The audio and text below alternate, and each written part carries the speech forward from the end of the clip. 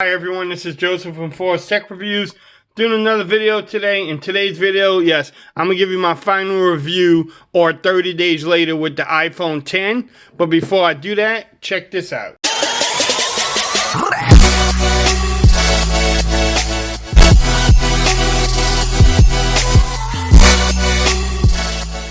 Okay everyone, so like I said earlier, yes, this is going to be my final review 30 days later with the iPhone 10.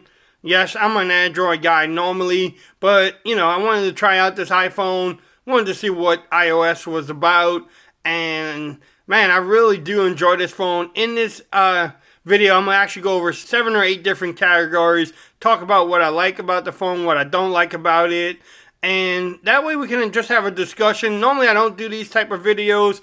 I normally just give you some comparisons, some speaker tests, maybe a gaming video, let y'all make up your minds. But I'm going to give you a little bit of my opinion on it. You can either agree or disagree with it. It's a free country. I will respect your opinion. Leave your opinions in the comments below. Definitely want to hear them. But I'm going to talk about the build quality first. I mean, that's the first thing when you grab the phone, when you look at it, you can just see the build quality of this phone. I mean, just look at that. Man, I mean, that is just sexy. It's just, I mean, look, ooh, iPhone. But definitely Apple, the design, I mean, just the feel when you put it in your hands, it feels great. Look at the screen. I'm going to talk about the display next, but just look at it. I mean, it's just feels really good in the hand. I know some people say that it's small or they wish it was a bigger phone. To me, it's like almost the perfect size. I don't have a problem with the, the size of the phone. Love the build quality of this phone. There's some things that, I don't like. I'm going to go over those, pretty quick. One thing I'm going to talk about is the display itself. I mean, just look at it. It looks great. The colors to me look really good. Look at that. Look at the wave. I mean, to me that looks pretty damn good. I mean, it looks really good to me. But, some people don't like the display. They want to make up excuses. But to me, the display looks good. One thing they do mention is the notch. Look at the notch. It's there. You can't hide the notch. You can't get away from it. This is probably the first comment some people might tell me something about. But after using the phone for about a month now, I'm not going to lie, the notch almost disappears. I mean, you start using it, you don't really pay attention to it. It's the same thing like the central little knob thing. Your eyes get so used to seeing it, it almost disappears. Is it still there? Yes, it can disappear, but to me, I almost forget that it's there. No big deal. I know what people are going to say, but that's, it's your own opinion. You can definitely agree or disagree with me, but the notch to me, you get used to it, not a big deal. I mean, it has the cameras on there, so it has its purpose. Could they do a little bit better job? Yes. Can the apps be a little bit optimized around it? Yes. I mean, we all know that. The optimization will come. So the next thing I mentioned the cameras. The front camera, there you go. You can see it up there. The phone's about to cut off. But you can see the front camera there and also the rear cameras in the back. The front camera, I don't know why it wants to overexpose the background so much, especially if you're in the sky. It almost whites it out. Not the best cameras in the front at all. I don't know why. I don't know what's happening. They probably could fix it with an update. One thing Apple has been doing is sending a couple iOS updates, which has been great. I know I've seen some videos, seen people complaining about iOS on their phones. I haven't had any major problems except for when I first got the phone. When I tried to unlock it, it would freeze for a little bit. And I got an update that actually fixed that problem. But back to the cameras. The rear camera, I don't know if you can touch the rear camera. Shooting video at 4K, 60 frames per second, it just feels like you're there, when you watch the video on the phone, it just feels like you actually there, when you took the video. So I don't know. I mean, I put it against some of my other phones. You can watch those videos there. But what I'm going to do now is actually pause the video. I'm going to show you some photos I took. Also, I'm going to try to upload the 4K 60 frames per second video I took of my yard the other day. Let y'all look at that too. Y'all let me know in the comments what you think about the photos and also the video. You know, if you like it, great. If you don't, hey, leave those comments down there too. Like I said, I just want to have a discussion with my subscribers and everybody that watches this video. But yeah, let me know in the comments. Just give me a minute. Hey everyone, this is Joseph from Forbes Tech Reviews. Yes, this is my house. I'm doing this on the iPhone 10 at 4K at 60 frames per second. I just want to get a nighttime video.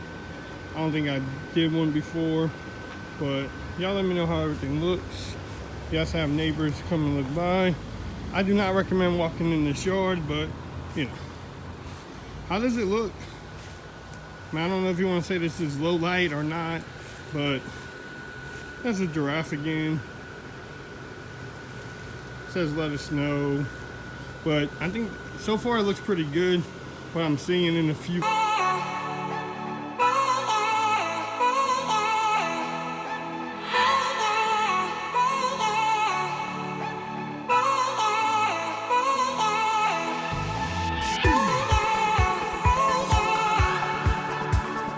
Just doing a little video test. Y'all let me know how everything looks and how does the audio sound. I'm actually doing this in 4K on both phones, 30 frames per second. I'm walking in this park. I'm gonna go to this tree. Let's see if we see any type of focusing problems. Y'all let me know. But so far what I'm seeing on the phones, they look pretty good. But y'all let me know. Do y'all see any type of focusing problems? I don't know. But again, y'all let me know how it looks. How do I sound? And how does the clouds look? Look at that. Okay, everyone. So what do you think about those photos and that video I took? Y'all let me know in the comments below. The next thing I want to talk about is the battery life on this phone. I've been getting pretty good battery life. I'm not gonna lie. I take the phone off to charge it at 6 o'clock in the morning. I have to charge it at nighttime, but it's about 10 o'clock when I go to bed. And it has about 15 to 20% of battery life, just depending on how much I use the phone through the day. So definitely the battery life has been pretty good. The one thing one thing I have a problem with the battery is the charging time. Yes, I did a video about the charging time. I even bought a different wall charger. It does speed it up some, but it's still not quick. I mean, I have the OnePlus 5T. That charger's great. I don't know why Apple doesn't just send us the fast charger in the box instead of getting us this little cheap looking brick thing that charges the phone in about 3 hours. It just doesn't make sense. That's one gripe I do have about the battery or the charging time on the phone. But the battery life itself has been really great for me. I touched about iOS earlier, and for me, it's something new as far as iOS. I used it on an iPad before, but the new iOS 11, I haven't had major hiccups. I did mention the one about, when I lock the phone, it would freeze up sometimes, but that has been gone. The next thing I want to talk about as far as iOS is the gestures on here. You swipe it here, you get the control panel, which is cool. You swipe it here, and you get, your notifications. This one can be a little bit tedious. The notification slide could be a little bit better, I'm not going to lie. The one that I don't like the most is this one when you have to get to the recent apps, and you have to swipe up. I think they could make that a lot easier. I don't know why. It's just not the greatest thing to do. And yes, that's the gesture I don't really like. But as far as iOS being as whole, it's been pretty great. One thing, I'm gonna go here. So I'm gonna swipe up. There's the home page. It looks like any other page on my phone.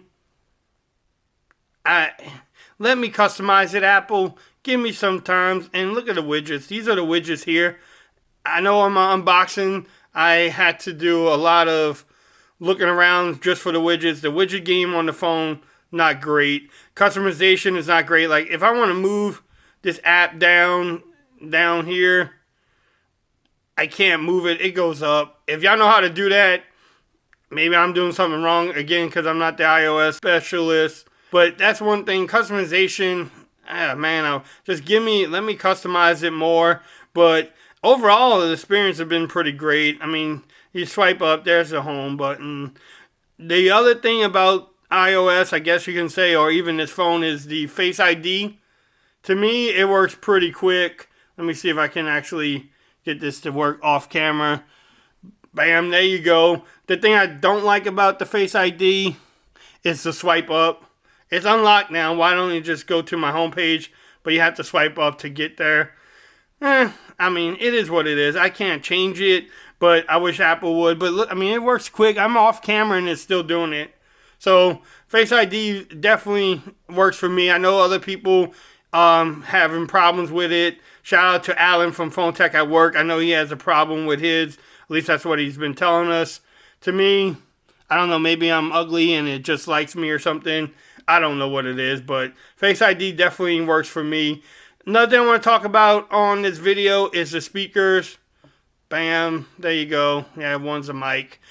But the speakers are not too bad. You know, I definitely did a speaker test on it. I mean, they like I guess a regular phone speaker, I guess. I mean, it is what it is. It's not the loudest. It's not, it doesn't have the most bass. Is it okay sounding? Yes. What I'm going to do now is show y'all a little video I took earlier. Let y'all hear the speakers. Y'all can let me know what y'all think about it. I don't know. Just give me your opinion on it and let me know in the comments below. Give me a minute to set this up.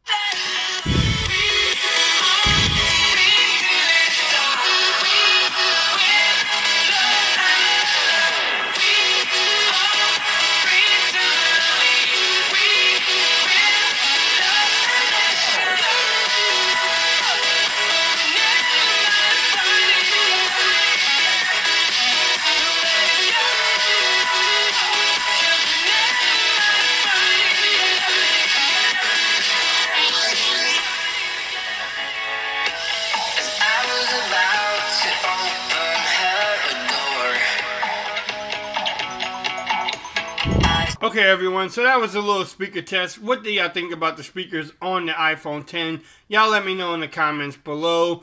So I'm going to just wrap this up really quick. There's one other thing I want to talk about, and then I'm going to just give y'all my overall feelings about the iPhone 10. The next thing I want to talk about is price.